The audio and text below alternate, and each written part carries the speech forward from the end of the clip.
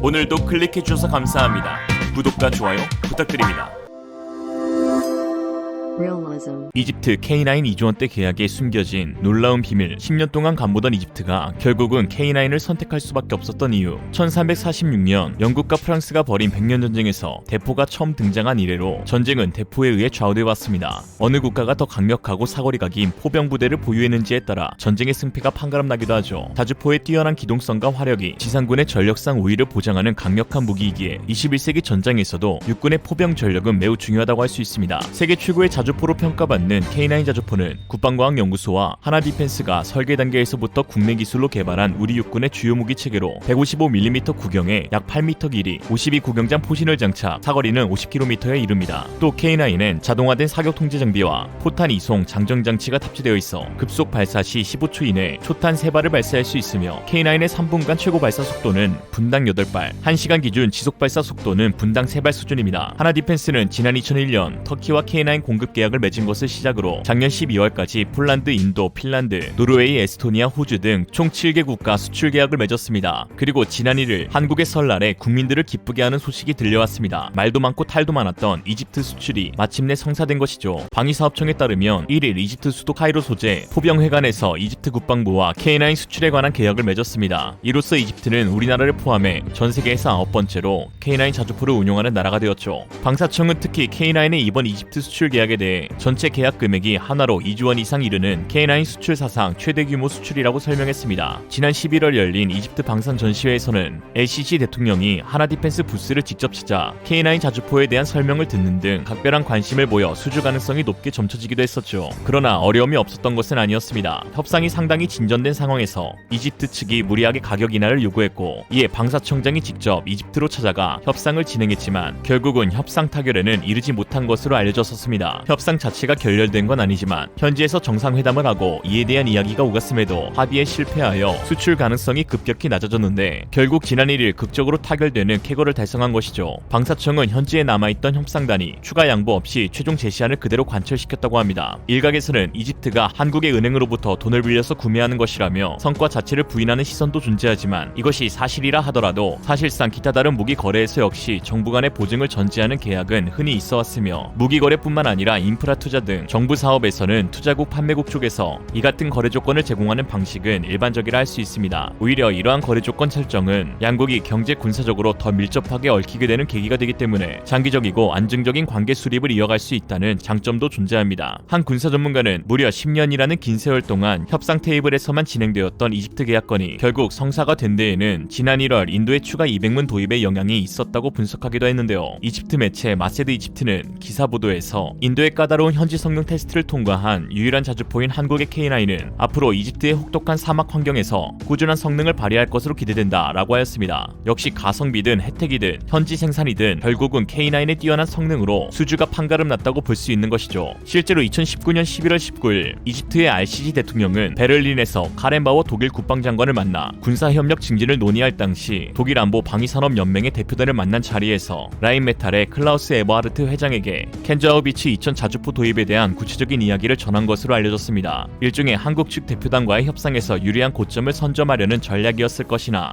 오히려 한국은 최후 통첩을 날렸고 이집트는 펜자우비치 2000이 아닌 K9을 선택하였습니다. 사실 그럴 수밖에 없었을 것입니다. 한국 K9의 강력한 경쟁자이자 세계 최고 자주포를 언급할 때에 자주 거론되는 자주포가 바로 펜자우비치 2000입니다. 그러나 이 펜자우비치 2000은 규모의 경제를 이루지 못하였는데 독일에서 108문만 운용하여 전세계 총 생산 수량이 겨우 350문가량입니다. 반면 K9은 기존 1800대에 이번 인도와 이집트 수출 성사로 2000대 이상은 확정적이죠. 또한 펜자우비치 2000은 생산비 절감이 불가해짐에 따라 유지보수 및 장기적 관점의 개량이 적시에 이루어지지 못하고 있고, 이에 처참해진 수준의 가격 경쟁력을 갖고 있는데 K9은 탄약 보급 장갑차인 K10과 세트로 팔아도 60억인데 반해 펜자우비치 2000은 대당 가격이 무려 180억 원에 육박합니다. 거기에 국뽕 빼고 성능마저도 이제는 K9의 우세가 뚜렷해지고 있습니다. 한 군사 전문가는 K9을 도입하려는 국가에서 여러 후보군을 앞두고 철저한 검증을 하는데 늘 평가에서 앞서는 것은 한국의 K9이다 라며 펜저어비치 2000도 물론 훌륭한 자주포이지만 전차 강국 독일이라는 명성 덕에 다소 올려치는 경향이 없지 않은 듯하다 라고 했습니다. 실제로 차기 자주포 도입을 앞두고 노르웨이에서 세계 각국 자주포 대상으로 극한의 테스트를 진행하였는데 펜저어비치 2000은 성능 평가에서 미달 판정을 받아 수주 경쟁에 패배한 전력이 있습니다. 당시 K9은 노르웨이 레나 육군 종합기지에서 진행된 동계 평가에서 4개의 동급 자주포보다 설상 혹한 환경에 탁월한 성능을 입증해 우수 장비로 선정되었는데요. 이 같은 사실은 노르웨이 방위산업협회 보고서를 통해서도 밝혀졌는데 독일의 펜저어비치 2000, 프랑스의 카이저, 미국 M109를 업그레이드한 스위스의 크레이트도 평가를 실시했지만 한국의 K9이 선택된 주된 이유는 오직 K9만이 노르웨이군이 요구한 사양을 충족하였기 때문이라고 밝혔습니다. 또한 K9은 수년 동안 한국 포병에 의해서 운용되어 왔고 한국의 험준한 산악 지형을 위한 요건인 독특한 서스펜션 시스템과 완전한 CBRM 보호를 지원하였다며 이처럼 완벽히 구축된 시스템은 노르웨이 환경 조건에서 뛰어난 적응력을 보여줬다고 평가하였습니다. CBRM은 화학전, 생물전, 방사능전, 핵전쟁의 위험이 존재하는 상황에서 취하는 보호수단입니다. 노르웨이군은 수주 당시 특별히 화생방 양압 장치를 기본 사양으로 요구했는데요. 이에 K9 자주포 내 공기 압력을 높여 외부 공기가 들어오지 못하게 하는 방식을 취할 수 있었습니다. 반면 펜저어비치 2000의 CBRM 시스템 결함은 이미 여러 차례 언급되었는데요. 2006년 8월 네덜란드 육군이 보유한 펜저어비치 2000은 메두사 작전을 지원하기 위해 아프가니스탄 칸다하를 주로 돌입했습니다. 그러나 CBRM 시스템의 성능 미달로 아프간의 지독한 흙먼지를 해결할 수 없어 네덜란드 군인들에게 많은 비판을 받았고 이에 네덜란드는 발주한 57문 중 18문을 받지 않기로 결정하였습니다. 반면 K9은 인도 타르 사막에서 진행된 모래폭풍 테스트에서도 유일하게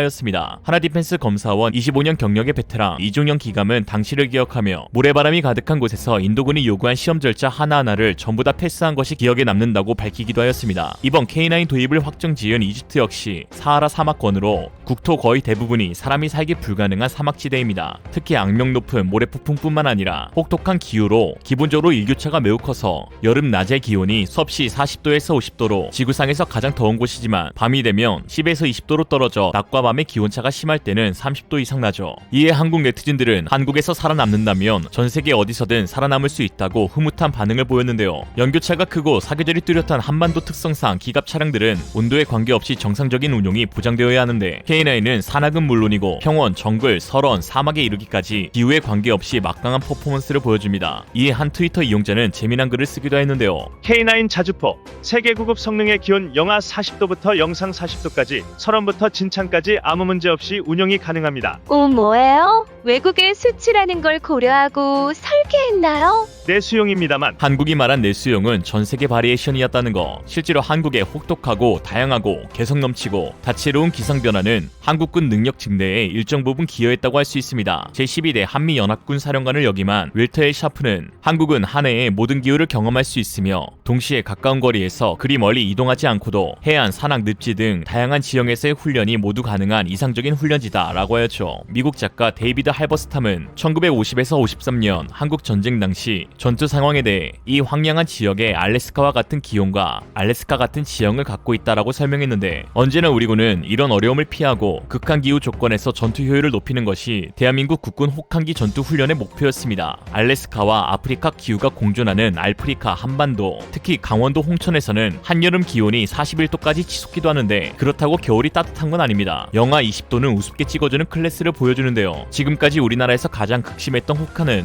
1981년 1월 5일 강원도 양평에서 나타났는데 당시 양평 최저기온은 영하 32.6도를 기록했습니다. 양평은 1위부터 4위까지의 모든 순위를 휩쓴 진기록을 보유하고 있죠. 그런데 아이러니하게도 K9을 운용하고 있는 제11기동사단 포병여단이 바로 이 홍천과 양평 두 곳에 위치하고 있다는 거. 어쩌면 좋아. 의도한 것인지 아닌지는 잘 모르겠으나 국군 장병들이 고생해준 덕분에 한국에서 성공하면 다른 나라에서도 통한다는 공식이 적용되고 있는 것 같습니다. 앞으로 K9의 미래는 더 밝을 것으로 보이는데요. 사실상 궤도형 자주포를 개발할 수 있는 여력을 가진 나라는 한국밖에 없어 앞으로의 수출 수주가 더욱 기대됩니다. K9A2, K9A3의 업그레이드를 통해 전세계 자주포 시장을 싹쓸이했으면 좋겠네요. 물론 중국과 일본에는 안 팔 거니까 관심 끄고. 한편 한국의 이러한 수출 쾌거에 일본은 극심한 열등감을 표출하고 있습니다. 일본 야오제팬 기사, 일본 네티즌들의 반응을 보면 다음과 같은데요. 대단하다고는 생각하지만 실전 때 제대로 가동할 수 있을까? 포탄의 성능, 명중 정밀도는 어떨까 싶은데. 뭘 어때 지리지. 사진으로 보면 E-3세대의 옛날 전차 아닌가?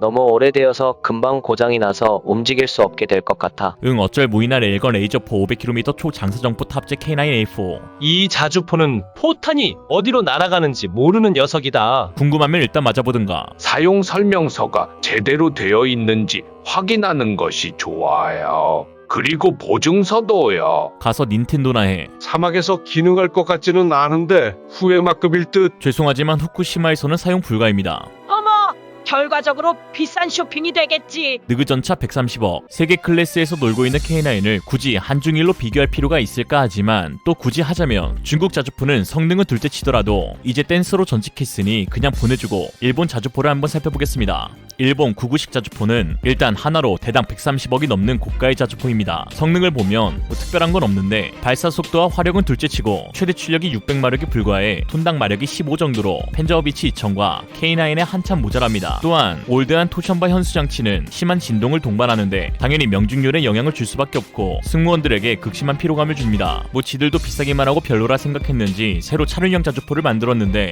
이건 더 암담합니다. 총 5명의 운용 인원이 필요한데 2명은 차량 뒤편 뚫려있는 좌석에 앉아있어 방호책이 전혀 없습니다. 그리고 그 좌석의 상태가 안구에 습기찹니다. 일본 군인은 무엇보다 엉덩이 위주로 훈련을 해야겠군요. 최소 치질보험은 들어주고 군대 보내자. 차륜형 자주포의 대표적인 장점은 싸다는 건데 일식 자주포는 70억으로 싸지도 않습니다. 자체적으로 포탄을 적재하는 기능도 없어서 항상 탄약 보급 차량이 따라다녀야 하고 자동 장전 장치가 없어 사람이 직접 방열해야 하는데 지들도 창피한지 어쩐지 영상으로는 포탄 발사 장면이 없지만 프랑스의 차륜형 자주포인 카이저와 K9을 비교하자면 K9은 초탄 발사가 30초, 사격 후 급속 이탈까지 걸리는 시간은 49초인 반면 차륜형 자주포는 초탄 발사가 52초, 급속 이탈은 1분 29초가 걸렸습니다. 이쯤에서 결론, 비교할 걸 비교하자. 예로부터 쇠뇌, 화차, K9 등 화력에 미친 국가 한국, 그리고 포방부라 불리며 화력의 진심인 국방부에는 비밀리에 내려져 오는 슬로건이 있다고 합니다. 움직이는가? 일단 포를 달아라. 오늘의 한 줄 평, 중국과 일본이라면 일단 포를 쏴라. 이상으로 리얼리즘이었습니다. 여러분의 생각은 어떠신가요? 현명하고 지혜로운 여러분의 의견을 지금 댓글에 남겨주세요. 감사합니다.